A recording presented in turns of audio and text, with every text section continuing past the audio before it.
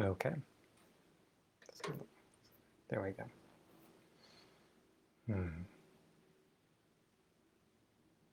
Well, that was different.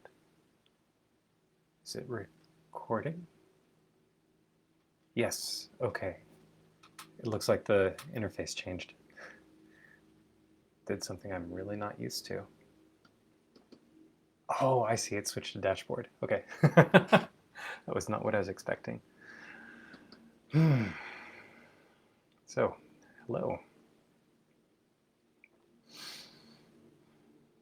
want to give a little context for where I'm at before I jump into the content that I have in mind for today.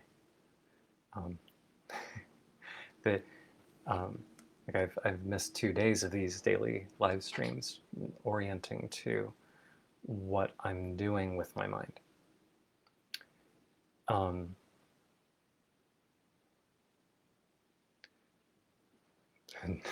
finding it a little challenging to articulate, which is part of the point. It's part of the challenge here. I'm going to see if I can switch the interface so I'm not staring at. Okay, there we go. Just looking at something that was showing me how many people I have viewing, and I don't want that being something that's distracting my attention. So I've been working very closely with tracking the difference between when I notice something and my mind comments on it. I think it may have even been the last video I did about post-narration.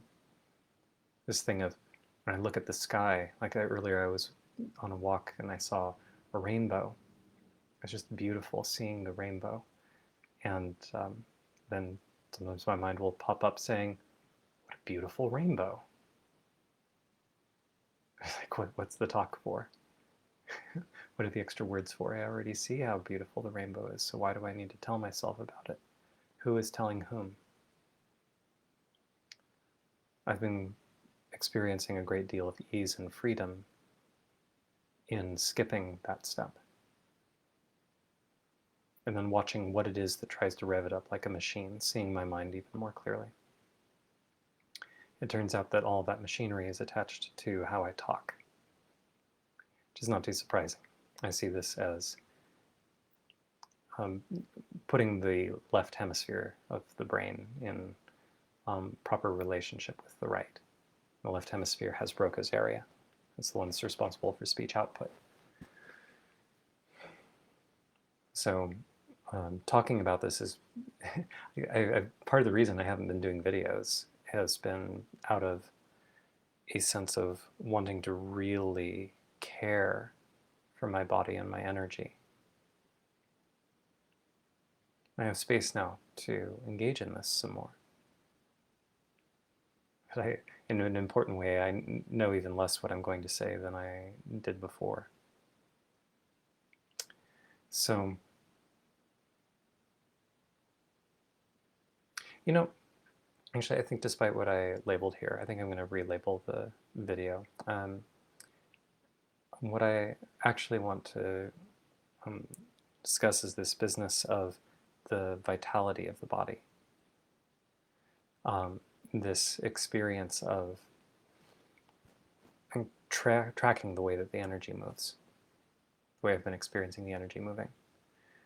There's a very practical experience that's been very powerful for me, particularly over the last week. Oops. Let's turn that off.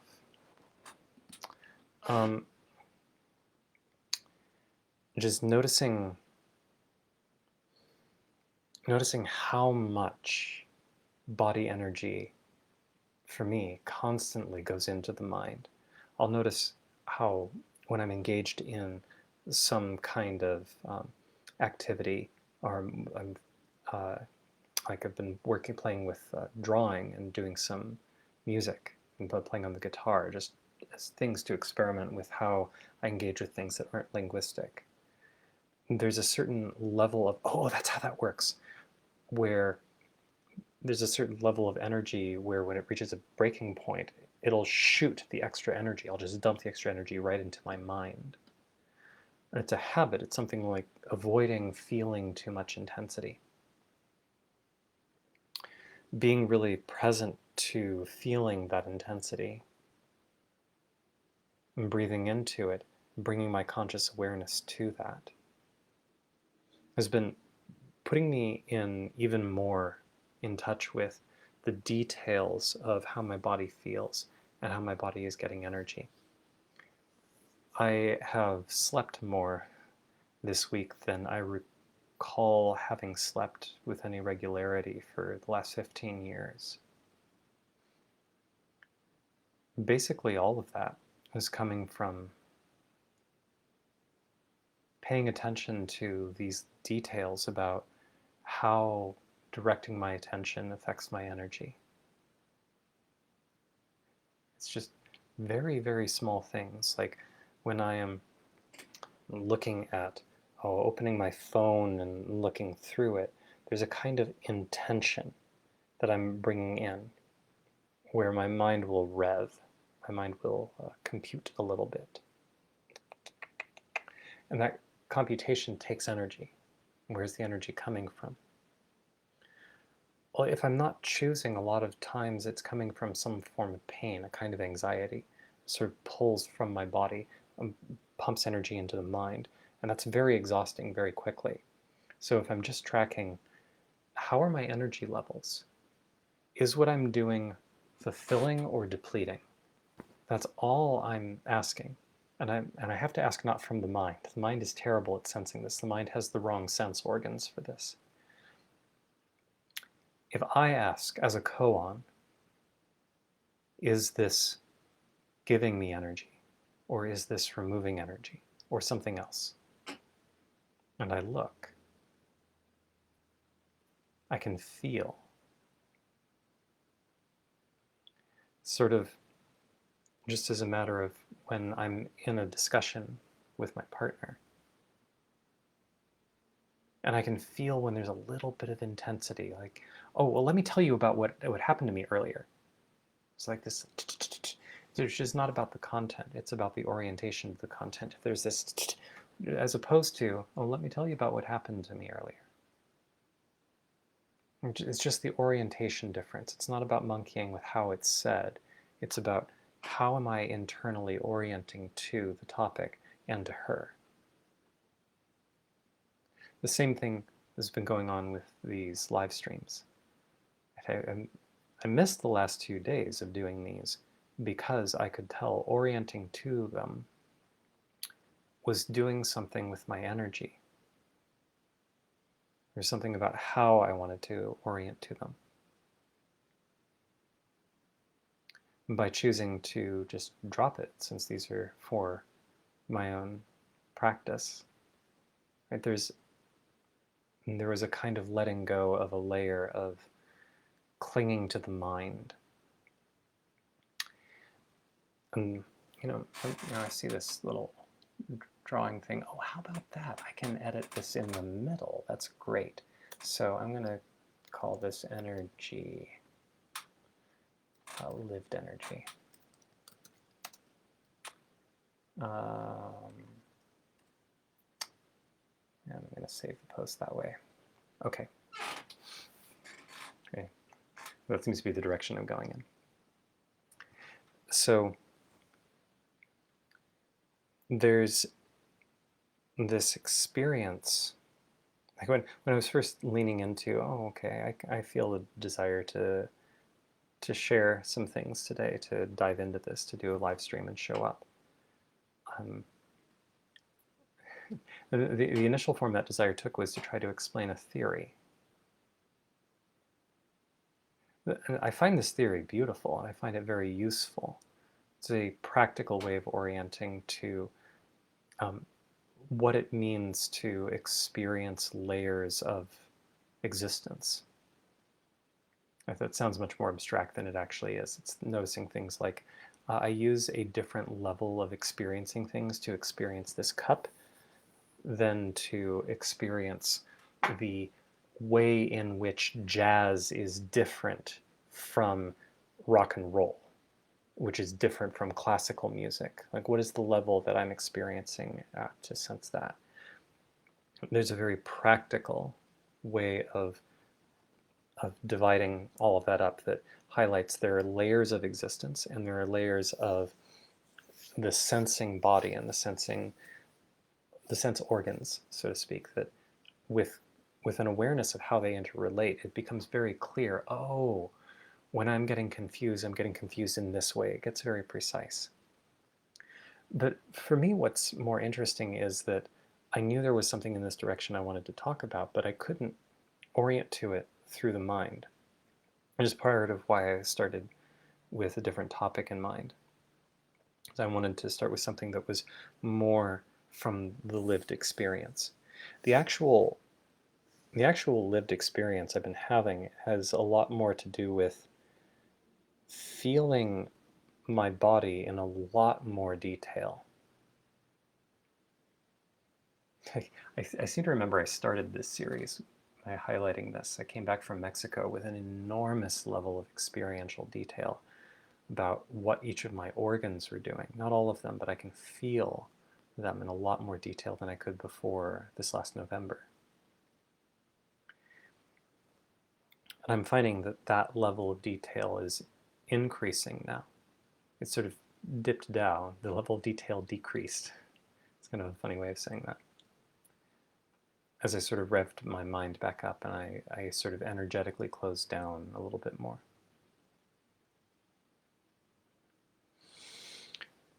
And then as I've been setting aside the mental programs and looking from outside of the mind, looking from outside of this inner computer, looking at the computer, but also looking at the world without the computer's commentary, there's a very lived clarity to the body and a sense of where I am looking from.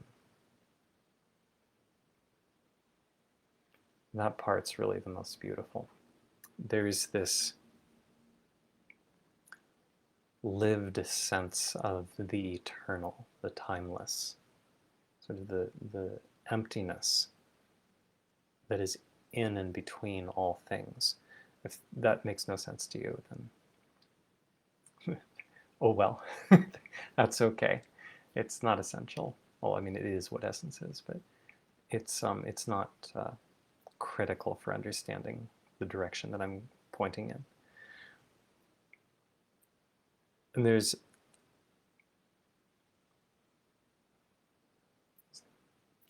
actually what I really want to say is that the part that is confused is the mind, and the reason it is confused is because it is not configured to tracking these gaps. The mind is still configured to tracking objects. It's like when it is so funny to see how my mind is a little bit of a mess right now.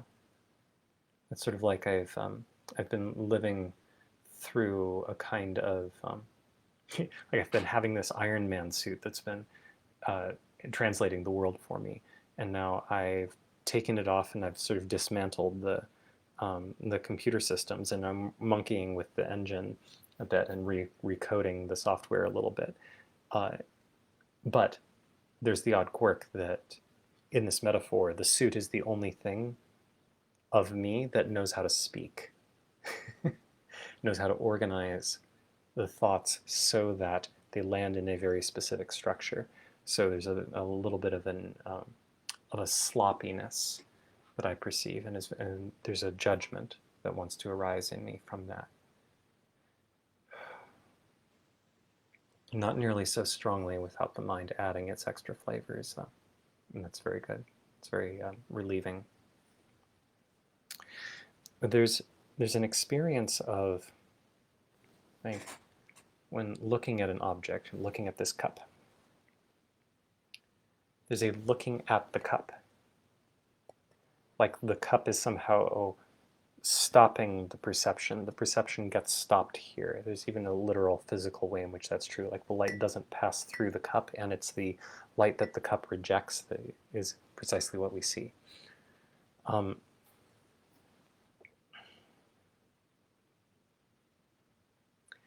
if this is the level at which I stop my awareness of what's going on, then I can't I'm not noticing the fact that the cup is in space. Like there's an area around the cup. And that emptiness, the spaciousness, is actually pervading the cup. I can't see that because I'm focused on the cup. I'm projecting this mental structure, cup. But the material that the cup is made of is mostly emptiness. Now, it requires a little bit of mental loop-de-loops to recognize this, but it's implicit in the models that we use. The way that each of the atoms that make this up are these vast spaces between the electrons and the nucleus of each atom. And they also aren't really tightly compressed. The reason that there's hardness isn't because the atoms are closely squished together. It's because the nature of how they're hooked together, the nature of how they link to one another, creates a very powerful force that does not allow other linkages to pass through them. The experience that we have of like touching objects and not being able to go through them is coming from a molecular level of force against force. In some sense, it's all just force all the way down, I think. Like the way force and mass are equivalent. I'm a little rusty on the details of the science at this point, on what the physics actually say all the way down. But we don't see that emptiness. Like by default, we'll see a cup. That's what the mind is for. The mind lets me live in a world of objects that I can interact with. So when I'm not just believing the mind's projections, I can see where it's computing from and what it's computing from, what it's projecting onto. The language becomes difficult because the whole point of language is that it appears within, entirely within the frameworks that the mind builds. So it has nouns and verbs and grammatical structures that imply a sort of behavior through time and cause and effect. These are structures of the mind. The mind adds these to the world. So I can say cup, but I can't, there's no way for me to describe what the thing is that I am projecting cupness onto. And there's a problem implicit even in how I say that, because there isn't a thing. The thingness itself is what is being projected. What's actually there? Reality. But even the word reality talks about it as though there is this thing that is reality and I'm encountering it, like a wave on the ocean, but those are metaphors. The question, what is actually here, is the same question as who am I?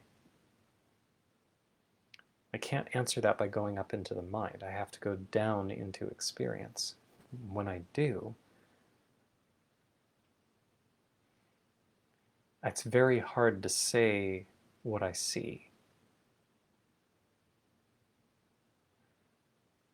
But anchoring there makes what the mind is doing so much more useful. It gives it so much more context. So with all the language having this kind of glitchiness to it, it's a translation from a realm that is outside of the linguistic. Like there's linguistically correctly describe all of your experience. I mean, what set of words is this cup? And good luck. You can use words to refer to it and to guide experience, to pay attention to it, but the words cannot themselves be the cup. And that is a challenge. And the mind gets very confused about that. It keeps presenting self-reference with those challenges.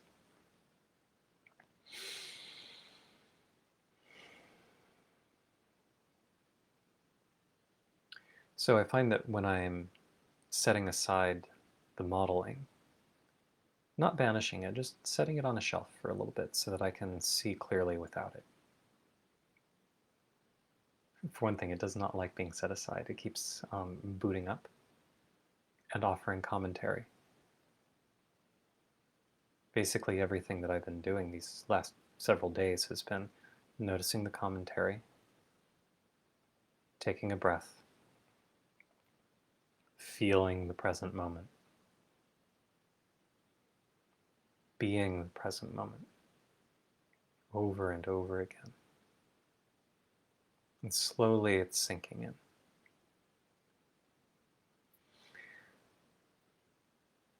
And as I do that, I feel my body, my physical body, in a lot more detail. I also feel the Western world doesn't have a consistent word for this anymore. Like sometimes this is called the subtle body. Sometimes it's called the etheric body in certain esoteric circles. But it's the level at which I feel music.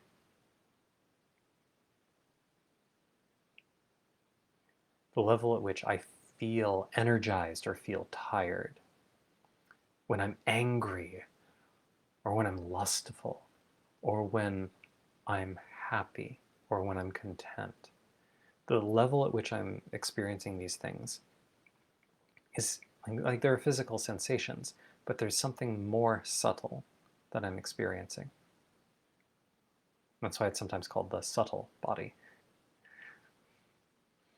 It's more subtle than the physical body. And so feeling that level in a lot more detail, feeling its texture, feeling the way it interacts with that level of influence. Like we're surrounded by a physical world. And the physical body interacts with the physical world. In the same way, the subtle body is surrounded by a subtle world and interacts with the subtle world. This is the whole business of if you want to be happy, surround yourself with happy people, people who help you to feel good. Why? Well, because you'll absorb their vibes or something like that. It's I suspect it's quite possible to model that within physics. It also doesn't matter whether it can or can't, because this is a description of a different layer of experience. It's not precise, it's not a precise layer, but there's clearly a difference between what's involved in hearing the sounds of music. Like there's a certain impact of airwaves on your ear versus the lived experience of how a symphonic piece can move your heart and soul. Like that level of being moved. What is moving when we say that that piece of music moved me, or that poetry moved me, or I'm really touched by that sunset, or by this kind gesture? What is moving? What is being touched? It's not a physical contact thing.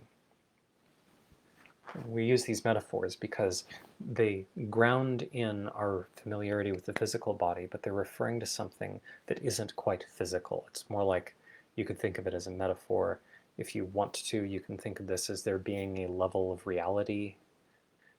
It doesn't matter. The point is that this is describing a structure of experience.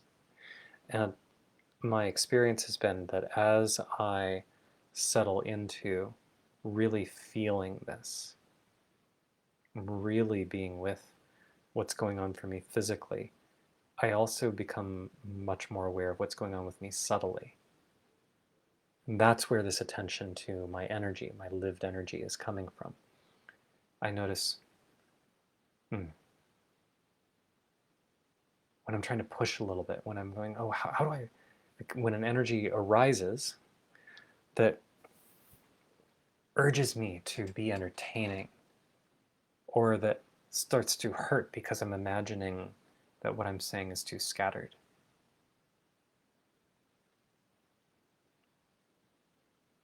I can notice that energy arising because I'm paying attention. I notice it as a kind of, there's a burst that happens in the head and then a kind of ache. It is subtle, but it is so powerful. It is so key. And I have a friend, Deus Fortier, who, I forget exactly how he phrased this, but it was basically something like uh, all of the causes of all of the effects we see are at the most subtle level. And as you learn to experience things at more and more subtle levels, you find that you're going farther and farther back in the causal chain. It's absolutely fitting my experience. There's a sense of, it's not just like some pieces of music move me, and then there's some billboards that sort of jar me because they're projecting some kind of image, or there's a tweet that somebody shoots out and this hits my subtle body in a particular way. It's not just that there are these energies that I sense. It starts to feel much more coherently like, oh, it's no longer a concept, it's a lived experience that I am walking through a subtle world. And it becomes a lot easier for me to feel the level of intelligence and clarity that I am beyond even the subtle level. The part of me that is subtler than the subtle.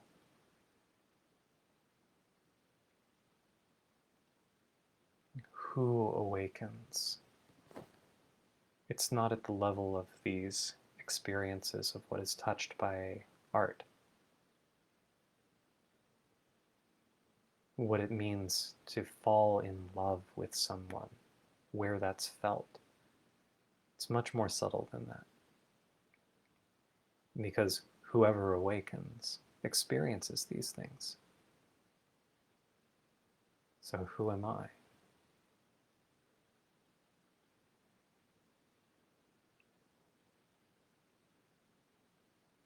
It's so much easier to look when I'm not spending all of this energy trying to ask my mind these questions. And slowly I'm starting to sort out, oh, this is how I use my mind. But it's something I'm recognizing organically. It's not something I'm analyzing yet. My mind has a lot of beautiful self-models in it. One of these days I may still produce the user's manual for the mind. And I wanted to embody, it's important for me to embody, to fully embody a lot of the things that I see are important for relating clearly to the mind and for using it well before I share that.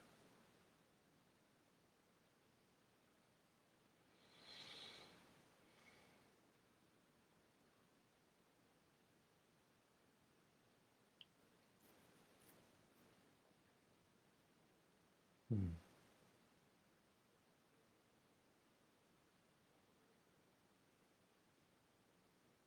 Everything's a lot simpler.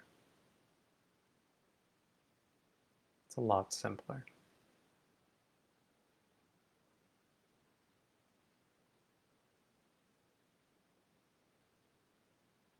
It's a lot prettier too. There's a lot more detail.